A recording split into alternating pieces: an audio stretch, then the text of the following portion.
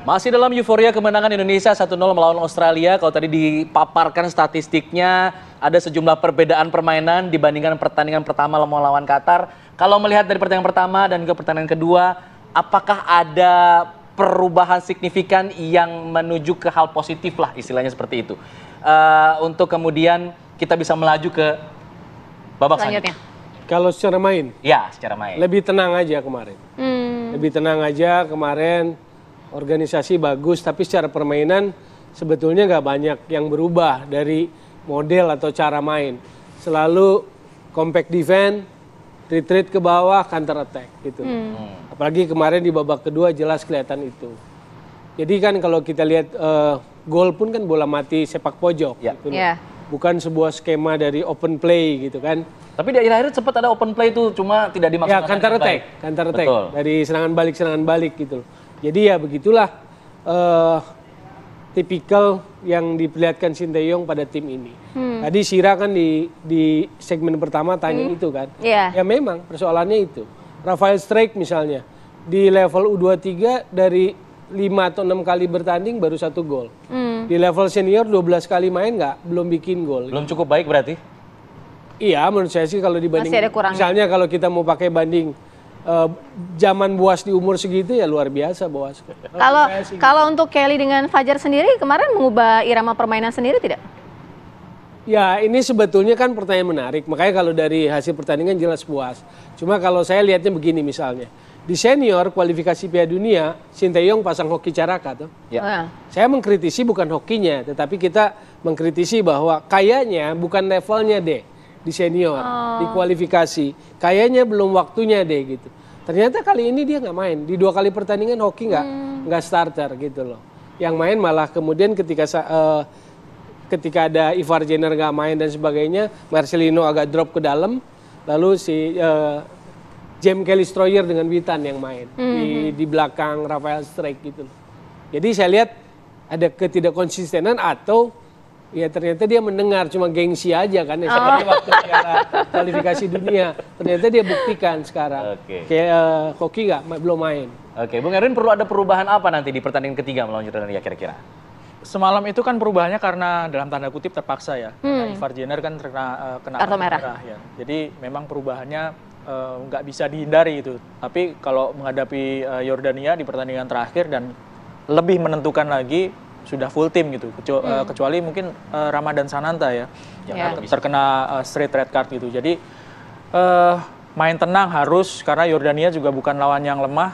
Kalahnya juga lewat injury time semalam lawan Qatar, menit 13 injury time mereka kebobolan dan akhirnya kalah. Menghadapi Australia juga mereka main 0-0.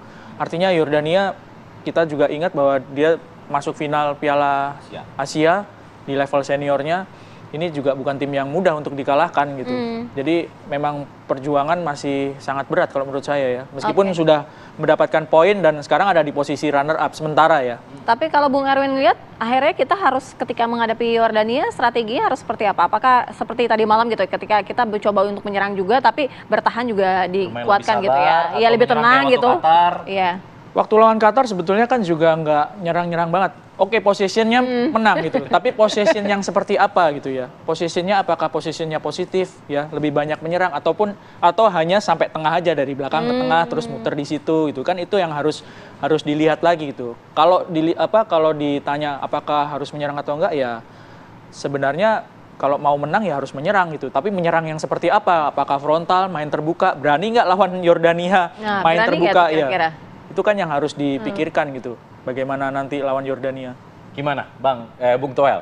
Berani harus soalnya berani. Bung Toel udah senyum-senyum, ngangguk-ngangguk gitu loh ini kayaknya.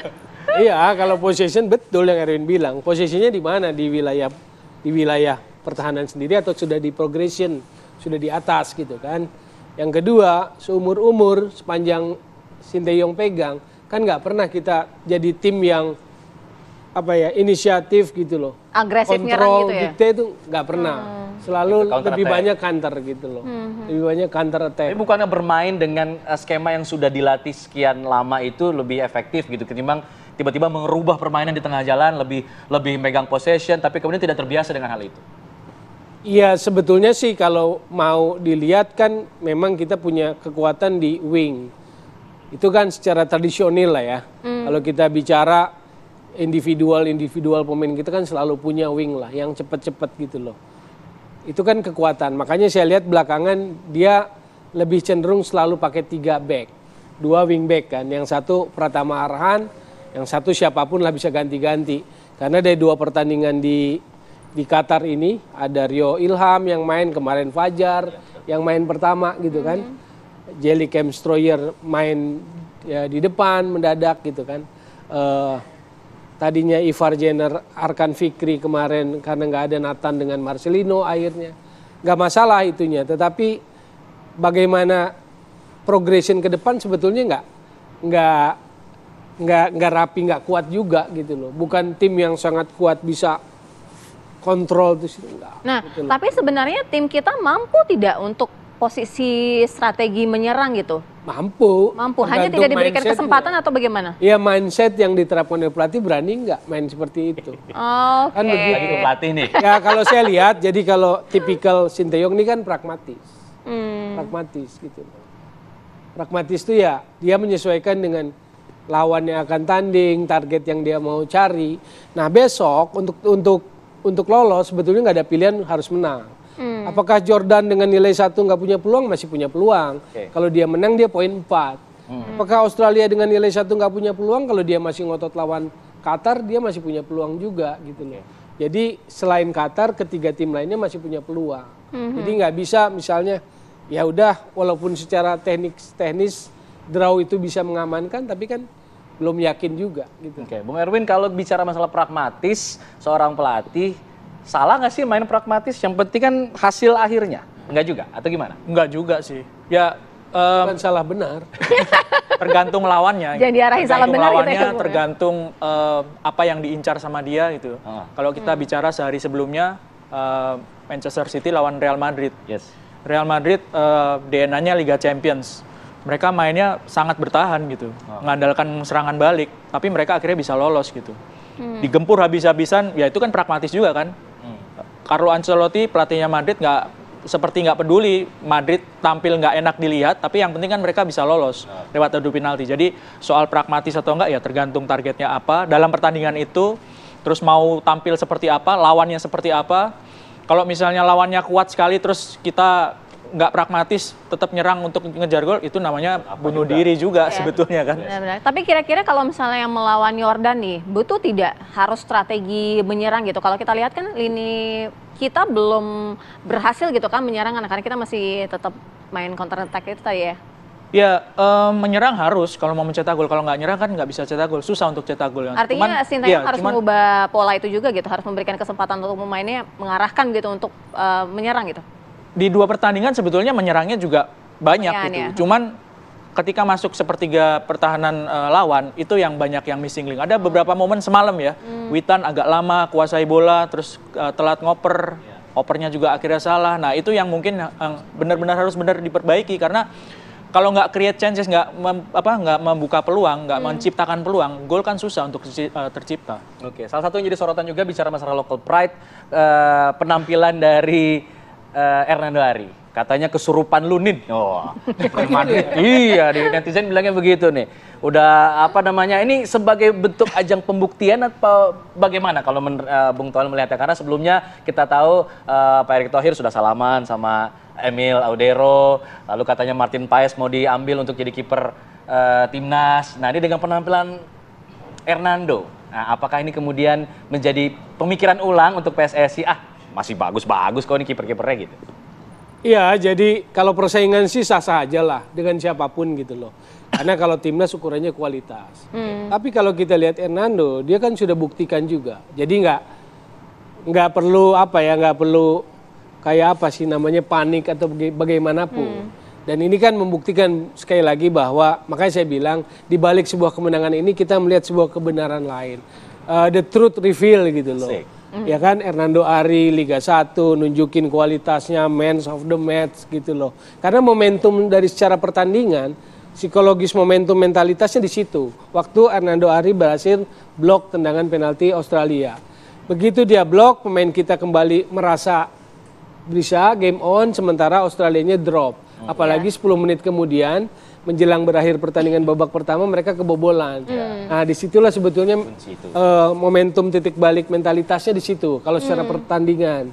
Nah kalau bicara seperti tadi saya buka pertama, makanya kenapa saya harus seret kepada sentimen local pride yang nggak sehat buat atmosfer sepak bola.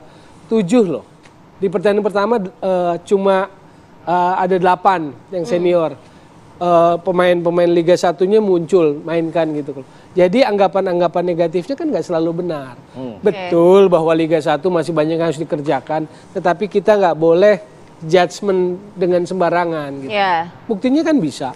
Jadi mau nggak Sinteyong lebih tekun lihat pemain-pemain di Liga 1, karena saya yakin kalau dia mau mengeksplor dia akan ketemu pemain-pemain lain. Oke, baik, kita ke Bung Erwin. Kalau misalnya bicara mengenai peluang Indonesia menghadapi Yordania bagaimana nih? Ya harus optimis ya. Oke, optimis. Karena sekarang masih ada di posisi runner up group ya. Yordania sama Australia masih ada di bawah kita. Ya seri aja sebenarnya cukup bisa lolos. Tapi ngelihat dari pertandingan satunya Qatar lawan Australia. Tapi kan untuk memastikan itu ya harus menang. Harus optimis, harus menang. Iya, prediksi. Ya lawan Australia aja bisa menang, kenapa lawan Yordan enggak gitu kan. Iya, asik, mantap. 1-0 cukup lah. Oke, Bung Toel. 1-0 cukup, cuman Jordan saya pikir akan lebih alot dibandingkan Australia. Australia kuat dia, kontrol, bisa progresif, jelek di sepertiga depan. Australia jelek. Tapi Jordania bisa bahaya. Tapi tetap optimis ya Bang ya? Bung Toel Nggak optimis itu kan pertanyaan sederhana awal. 1-0 udah kan. Kalau ke pundit jangan optimis atau apa. Ukurannya ada ukuran ininya gitu. Oke, ada. Kalau masyarakat awam optimis atau pesimis? Ya optimis itu awal. Yang penting nggak apa-apa, yang penting kita sepakat semua hari ini kita happy gitu ya Bung Toel. Mas Erwin terima kasih ya. PSSI 94 tahun. Iya. Selamat ulang tahun sekali lagi untuk PSSI dengan hadiah kemenangan 1-0 dari Indonesia melawan Australia, dan kemudian nanti prediksinya 1-0 dua-duanya nih untuk melawan Yordania. Kita harapkan itu menjadi hal yang terwujud nanti. Terima kasih. Terima kasih Bung Toel. Selamat bergabung di Apa Kabar Indonesia Pagi.